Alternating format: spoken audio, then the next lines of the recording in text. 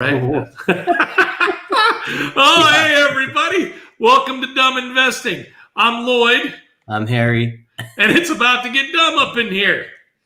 So, normally, we invented this Dumb Investing channel so that we could roll random dice, pick random stocks, review our portfolio, buy one every day, do some homework, show you guys how awesome it would be to invest with random dice rolls and random stocks. And that has crashed and burned kind of like the Hindenburg. So we have suspended that part of the daily show because we put a whole bunch of seed money into it. We took some of our retirement money and said, hey, let's go do this awesome YouTube show. And we bought all this stock. We bought stock every day thinking we were going to have some nice winners out of it. We'd sell it. My CPA came in and said, what are you doing? You're an idiot. Every time you sell, I have to charge you to do that. You're not making any money. This is the dumbest thing you've ever done. Woohoo! That's great for the channel. That's dumb investing. So hopefully we're teaching stuff along the way. Like you don't want to buy one little stock every freaking day and sell it every freaking day because you have to pay all this money to do all that stuff. So the market has also kind of crashed. Now, granted, the cool thing about dumb investing, I haven't seen the portfolio today, but yesterday as we talked, our portfolio was down. We are red since we started, but we are down less and red less than the market. So in that aspect, we're totally beating the suits. Eat it, suits. So what we're going to do instead for a while here is, if you've seen the last couple of weeks, we are taking you down the path. We have some real estate stuff that's going on. So we are taking our full transparency thoughts on real estate and processing and all that other stuff. We're applying it to the Dumb Investing channel. So investing in real estate, making your house better, all that kind of stuff is prudent as part of investing. Harry has a whole bunch of stuff going on because he's like a do-it-yourself kind of hands-on fella who is building out his basement right now. So we're going to learn all about what you do when you build out a basement, and you're going to learn about drywalling and floating and taping and texturing and all that whatever crazy stuff that he's doing up there.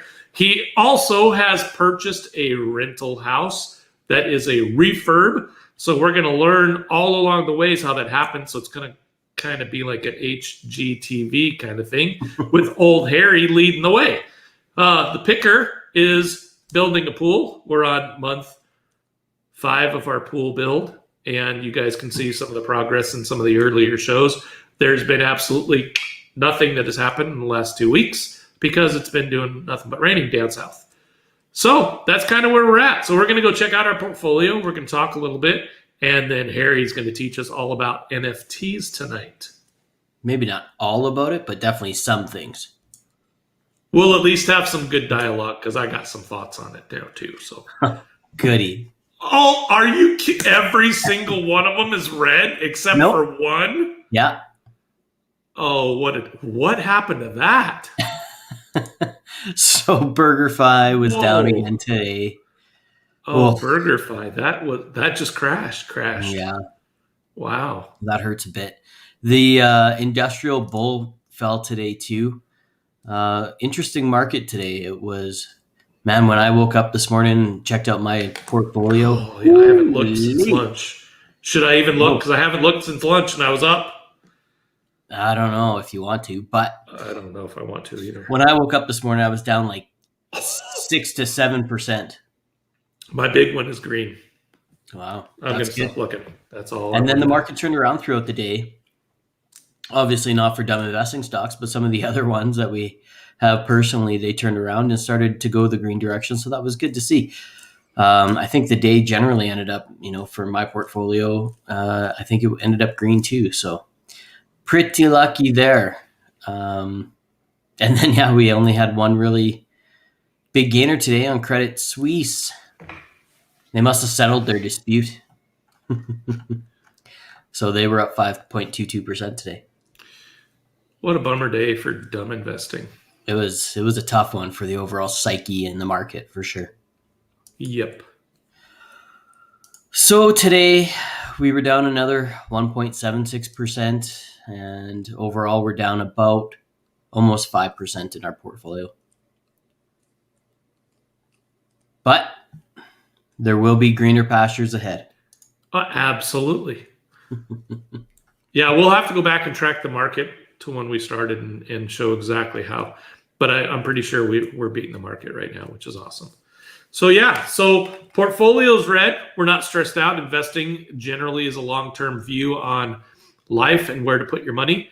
Had we left that in a savings account, we would have the exact same we started with.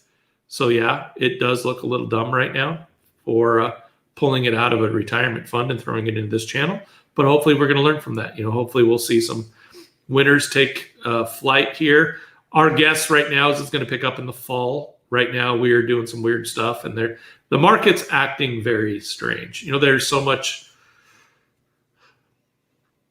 influence in the market lately that it is not acting as it did, let's say, years 2 to 50 prior. It's a whole new market. So it's all good.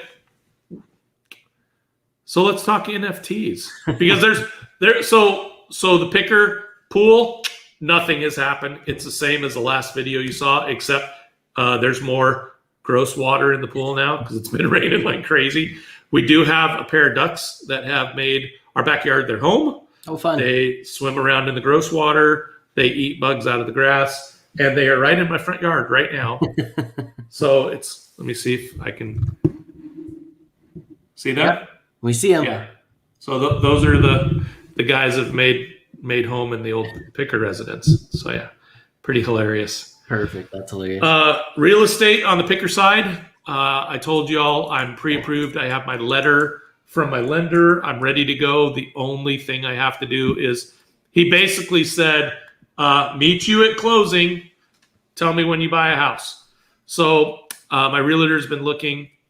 I have a very specific want. And so there's not a whole lot of stuff that's coming up in my specific wants. I am still driving through neighborhoods, still looking for, the right places. I have a hit list so far of zip codes, and I continue to do that. And I'm probably going to take the wife out this weekend, and we'll go hit a couple more neighborhoods. We're just waiting. It was crazy. 2 weeks ago, before I had my letter, I had 2 houses that came up that hit my requirements. I got my letter 2 days later, sent them to my realtor and said, I want one of these 2. And she said, yeah, they're both sold. So that was kind of awesome. That's what happens in 2 days in our market right now. Yeah. So Ms. Picker is all like, are you buying at the peak? And is this the right thing to do? And we're not getting in a bidding war and paying stupid prices. And I'm like, I don't know what a stupid price is. I'm sure people in California say that same thing every year, right? Oh my God, are we buying at the peak? And they're buying 2-bedroom bungalows, 600 square feet for $500,000. It's the cheapest apple I've ever seen. Cheapest apple I've ever seen. Bid 100. That video is the best. That is pretty hilarious. That was funny. All right. So that's my updates. You got any updates on your real estate stuff? No, we are in the basement development stuff. They're still mudding and taping. Well, I should say they're just finishing mudding. They're just doing final coats now at this stage. So getting that all wrapped up. And then the closing of the house, we are just talking to the lawyers today. And yeah, they should have the closing documents and all that stuff ready to go. So that should be buttoned up here within the next week. We do have a meeting at the bank here Thursday, I think, just to sign off on all the documents and everything. Cool. So that's good news. Yeah, that's it, I think. So for NFTs. So an NFT is our fun little catchphrase for non-fungible tokens. So essentially what that means, a non-fungible token is a unique identifier for an asset of some sort. It means that it cannot be changed. It cannot be duplicated. It is completely unique to the ID and tied directly to the asset. NFTs are tracked using blockchain technology, which we know is kind of like a digital ledger that just like cryptos that store all of the information and send them through to the blockchain and keep the data. So Can I break Yeah. in for a second? In the world of art, we're going to talk rich people talk here for a while, right? In the world of art, you go to a rich dude's house for dinner, and he has on his wall a painting by Michelangelo, and he tells you it's an original. How do you know? Who cares? You don't know. You don't know. So an NFT, in essence, is like a hologram barcode on your Nikes, right? To prove that it's a legitimate product or an original. Yeah, exactly. So you are the only holder. It's kind of like taking your piece of art and saying, kind of sending it to, the museum or the authenticators, Yep. right? It's kind of like sending it through to say, yes, it's certified. This is truly, a one of a kind kind of thing. And then you get that certificate of authenticity for it. So having an NFT is essentially just having that certificate of authenticity right now they're being used for digital items, which is kind of funny and probably why Lloyd has a big problem with it, because you can really just use them just for digital items, digital art. I kind of agree with you in regards to digital items, but you could NFT anything. You can NFT your house, you can NFT your car, you could NFT anything. I think my problem with NFT is my problem with a lot of expensive collectible bullshit is that it is very hard for me to earn my money. So when I see somebody blow $500,000 on an NFT of a tweet that anybody can have on their phone, but the one guy says, well, mine's the original and it costs $500,000. I think of how hard it is to earn $500,000 and what I could do with it. Well, So- and also the other aspect of it is the guy on the other side that's selling the NFT, how hard it is to earn your dollars. And then they come up with this NFT and sell it for $1 million. And you're like, Right. what? So my heartburn is those idiots beat us to the punch. We didn't come up with something dumb enough to do earlier. Right? Yeah. I mean, that's the bottom line. But there's a lot of things I don't understand, in the high-end world. I mean, I go to art galleries with my daughter because she absolutely loves doing that. And I'll look at a piece of art. There's a 4x4 canvas that's painted white and it has a red square in it. And they call that art. And I look at that and I go, I can do that. That didn't take a whole lot of thought and imagination. Now, the Mona Lisa, could I do the Mona Lisa in my garage on the weekend if I wanted to? Absolutely not. Right? So I can understand somebody paying some money for that because that's really cool. So if it touches you personally, because I go to art shows sometimes and I see some, piece of art, like what I got on my back wall over here, That one I was actually there, though. I made that art myself. I took that tour, and that was a picture with my own camera, right? But art does touch us. And I can understand that there is value in art. I just have a real hard time with these NFTs. But I'm getting over it. I realize that it is people's passions, that if that makes them happy, if they find joy on that, I'm not going to shit on their parade. It is what it is. But it is amazing that the blockchain itself amazes me how it works and how it's legitimized through multiple server locations, multiple times. That the whole blockchain is amazing to me. My brain just, it's awesome. I think the way blockchain works is just amazing. And there's so much more coming too with blockchain and decentralized finance, decentralized internet, decentralized data, everything. There's so much that is going to be decentralized. It's not going to be stored in specific data centers anymore. I mean, it still will generally, but some items will not be. Some things might be just taking a little let's say 2 bytes of data on your phone. You'll never know. Yeah. And it's now part of the blockchain, and it's sitting there, and it's part of some decentralized storage. And it just takes up 2 bytes of your phone. It doesn't affect you at all. But over the billions of devices across the world that are always connected, I mean, you could have an infinite amount of storage. So the short explanation of an NFT is it's a way that you can prove authenticity, that you are the owner of the original. Yeah. And there's a lot of talk about NFTs being used for music. And I tried to do some research, and maybe I'll do a little bit more and figure out exactly how that's working. But that was one space. So maybe, you NFT your music, and then if you wanted to sell that album or that individual song to somebody, they wanted to buy the rights to the song, you could NFT them that.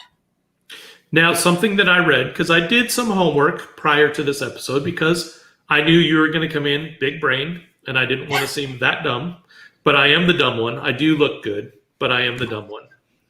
And they were talking about music, and they were talking about how an NFT gives the original owner an ability to collect royalties when they are traded in the future.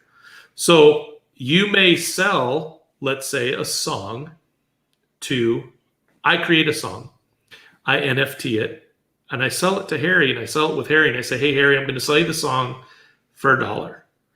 But every time you send it to somebody and you collect $1, I get a penny. And so it's part of like a contract in perpetuity that will allow royalties to happen. That's cool. Yeah. So I thought that was Taylor cool. Swift had NFTs on her original soundtrack. Hey. Oh, dude, that whole thing. That is an episode all of its own to talk about what happened there, because the music industry is crazy. And I'm a music connoisseur. I have my room where I just go to chill.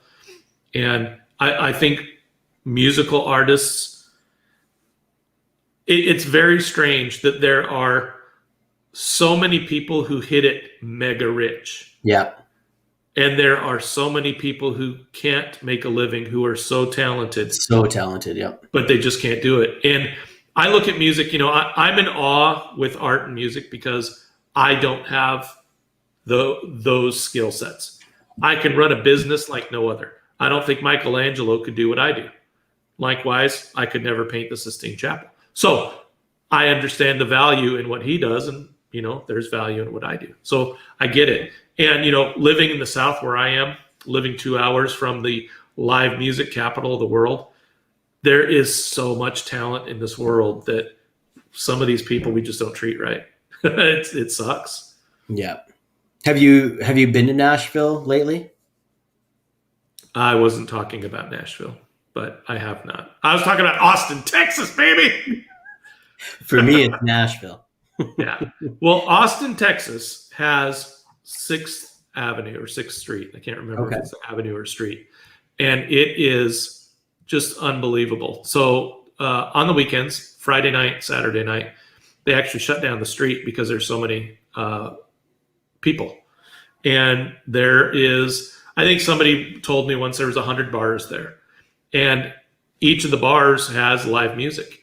And it's one of those things that a lot of people who got their start playing in bars will make this a unannounced stop. So the company I used to work for, they were headquartered out of Austin. So I used to go down there for quarterly meetings. And of course, I would stay a couple extra days so I could hit 6th Street. And like one night we were walking down, we were going to get dinner, and we heard, you walk down and there's just music coming out of all these bars, right? And we were walking down and we heard, it sounded like the Red Hot Chili Peppers. We're like, man, that's the best freaking cover band I've ever heard. Let's go check them out. We walk in and there's Flea up there doing his stuff, right? It was the Red Hot Chili Peppers. Crazy. They just stopped by. They weren't planned. They weren't scheduled. They just wanted to do a live. There were only 30 people in the bar, right? This was before everybody had stupid phones and could text everybody and, right. ruin the event. And it was just the coolest thing ever, right? And they would stop. They would grab beers from the bar and they'd come sit with you. So Flea came and sit at our table. There's 3 of us and Flea. And he's like, oh, man, we were on our way on tour. We just love to stop and play. We don't play. It's all good. I mean, we're just like, this is the coolest thing, right? It was just awesome. Right. So, yeah, there's a place down there called Pete's Dueling Piano Bar. And those people are so talented. It So amazes talented, me. yeah. Just amazes me. Yeah, it's unbelievable the amount of talent that that I don't have. It's it's incredible. I always wish that I could do something like that, but It's all relative, dude. You wasn't can in the run a cards. spreadsheet like no other. I bet Flea can't run a spreadsheet. Yay! Oh, we all got our talents. Absolutely, yeah, yeah, But yeah, so maybe this will help. Maybe this brings some leveling of the field where some of these guys can make a little bit of money from their talent, and that would be awesome. for sure. The small guys, absolutely. I think that's going to be awesome. I was thinking about one of the local bands that we have here, and I mean they're so talented and they've got some great songs, and it'd be super cool if you could just own that song and then end up, you would just have the rights to that song, and then you could keep it for yourself, or you could maybe try to sell it. Like totally, it just completely different world when you're talking about being able to own assets that are maybe not necessarily physical but digital as well. So that you get to choose what you want to do with it at that point. Yep. Yeah. Cool. So NFTs, I'm not as negative on them as I was. I still think it's ludicrous that people are paying, $1.3 million for a tweet. But you know what? If it makes you happy, I totally understand it. More power to you. Yeah, absolutely. So with that, I have nothing else to talk about tonight. Not tonight. Nope. So we need to save some things for later in the week. Down below, there's a link to Webull. Click that link, put $100 in there. 2 stocks. One of them could be valued up to $1,800. Please tell us what you get, especially if it's something that's got, a couple of zeros behind it, because we would love to hear it. It's really exciting. There's also a link to the spreadsheet. You can see all the action that we had up until we kind of put everything on hiatus. The spreadsheet is updated daily if we have any activity, which, unless that stock market starts turning on us, we're not going to sell at a loss right now, because you only lose money when you sell. Now, there are opportunity costs. Could we have sold our stock and bought different ones, and could they have grown? That could have happened, right? So there's opportunity costs. We always have to take those into consideration.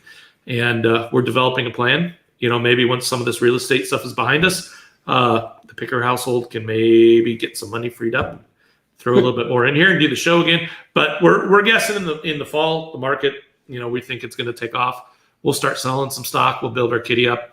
And what you'll probably see us doing is doing a weekly buy, but a lot more money. So we'll be buying maybe $300 at a time instead of $100 like we were, and make my CPA happy and all that kind of jazz. Yeah, we can get some Tesla. Man, if it only came up with a random stock picker, huh? We couldn't afford it right now. Unless I still haven't found out if Webull will let us do fractionals. As far as I know, you can. You do fractional shares in the U.S. So if it does come up, we could buy a third of a share. Share it with 200 dummies. Absolutely. It'll be a lot of fun. We'll see. It's gonna be great. We're gonna have a lot more content coming up, and things are gonna start evolving pretty quickly around here, I think, within the next 2 to 3 weeks. So, but we'll certainly keep you posted on all of the stuff that we're going through along the way. Some episodes we're gonna have lots, some episodes we're not gonna have a whole bunch, but certainly you got to tune in to find out. So, and for sure, this is a great time. Lock in the comments down there if you guys have questions. If there's something you'd like us to talk about, we would love to give you our spin, the average Joe 9-to-5 fella, dumb investing view on the world. We'd love to talk about it because, as you can tell, we've been bullshitting for 25 minutes now. We like to talk. One of the two of us can talk for quite a while. I know that for sure. Now, what do you mean by that? I don't know. Good night.